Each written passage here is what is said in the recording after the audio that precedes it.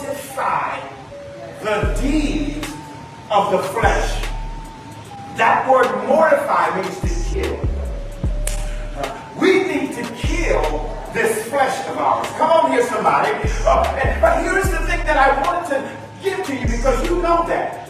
You already know we're going to mortify the deeds. But can I tell you that it was always God's design that you don't kill the flesh by yourself?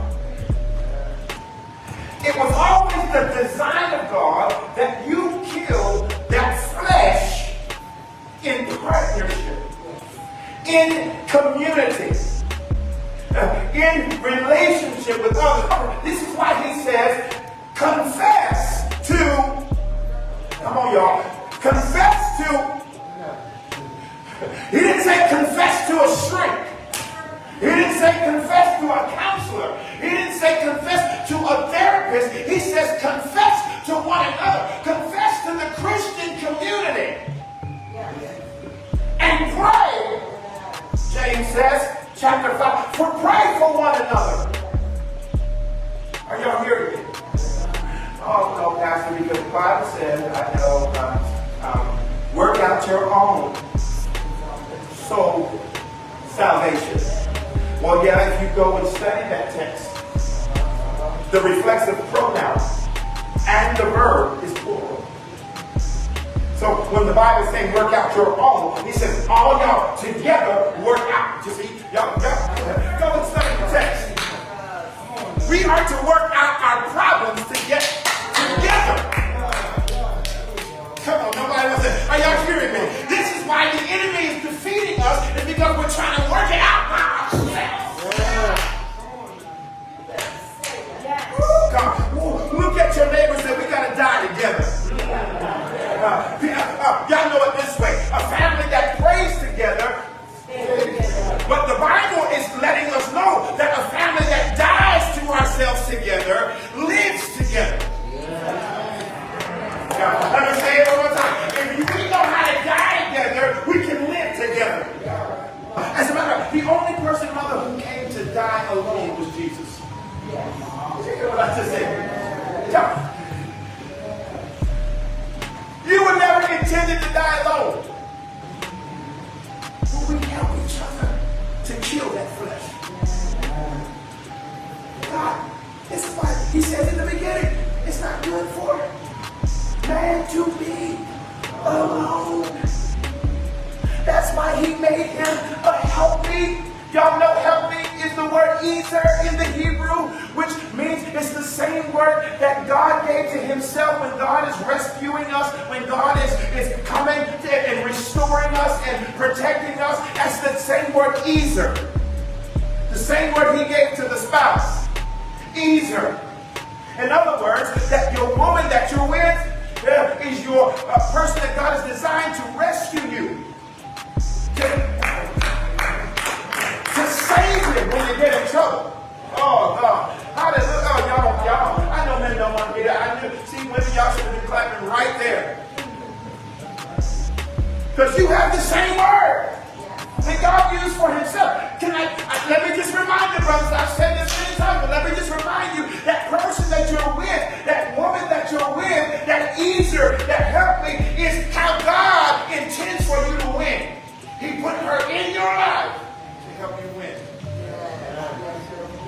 She is God's perfect. God's perfect gift.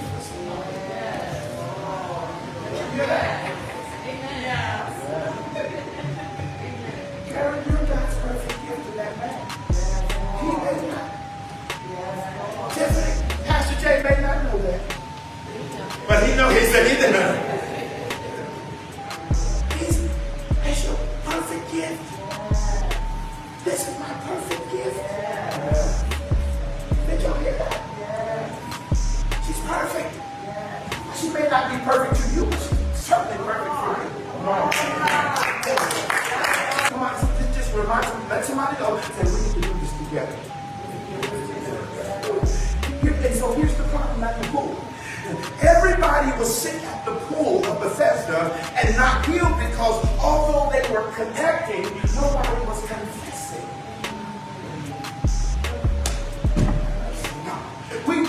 You know why nobody was confessing? Because the lie of culture. In culture that says what you are dealing with. That envy, that jealousy, that covetousness, that you want somebody's husband, you want somebody's wife, come on. And that hate that you're dealing with, that unforgiveness, that anger, come on. That malice that you're wrestling with, that incest that happened, you keep that between you. Anybody ever heard that before? That what happens in this house? Oh, y'all been that was the biggest lie ever told. And this is why we are in the shape that we're in, because nobody is confessing one to another. Oh, God. We're keeping it to ourselves. And so what we have now done in this current culture is ask the trained therapist to take over the job of caring for my soul, which was formerly the function of the elders, of the priest. So instead of going to the church community with our internal struggles, we're now going to the counselor. And listen, I am not knocking any counselor. Did you hear what I just said? Because there are times where you need Christ, coffee, and a counselor. Did you hear what I just said? That's not what I'm saying. This is what I'm saying. Because the Bible says this in James chapter 5. Is there any sick among you? Let him or her call for the and the elders would pray the prayer of faith. And watch this, they would be healed. And if it was a sin flesh problem, they would be forgiven. That's Bible, y'all. It's not pastor saying, are y'all hearing me? Are y'all hearing me? Watch it. So let's be clear. Counselor Karen, Counselor Tiffany, I don't have a problem with counselors. Because I will refer somebody in a second. Are you hearing what I'm saying? Now, so what I am saying is that my concern is that when you remove confession out of the church and into the counselor's office, it becomes secularized.